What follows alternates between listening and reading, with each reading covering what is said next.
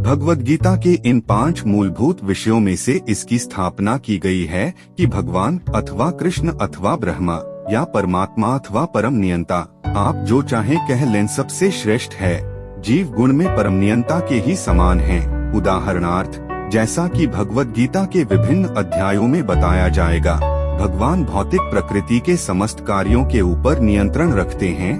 भौतिक प्रकृति स्वतंत्र नहीं है, वह परमेश्वर के निर्देशन में कार्य करती है।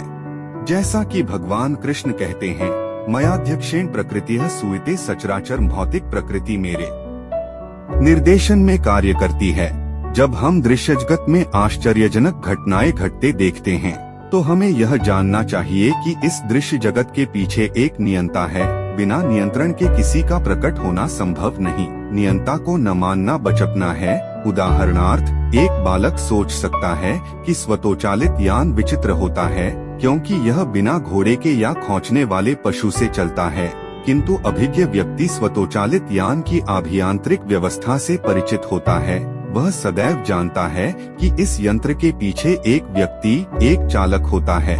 इसी प्रकार परमेश्वर वह चालक है जिसके निर्देशन में सब कार्य हो रहा है।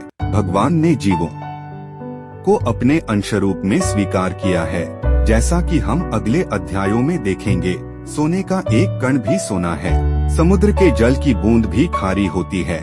इसी प्रकार हम जीव भी परम नियंता ईश्वर या भगवान श्री कृष्ण के अंश होने के कारण सूक्ष्म मात्रा में परमेश्वर के सभी गुणों से युक्त होते हैं। क्योंकि हम सूक्ष्म ईश्वर या अधीनस्थ ईश्वर हैं, हम प्रकृति पर नियंत्रण करने का प्रयास कर रहे हैं। जैसे कि वर्तमान में हम अंतरिक्ष या ग्रहों को वश में करना चाहते हैं, और हम में नियंत्रण रखने की यह प्रवृत्ति इसलिए है क्योंकि यह कृष्ण में भी है।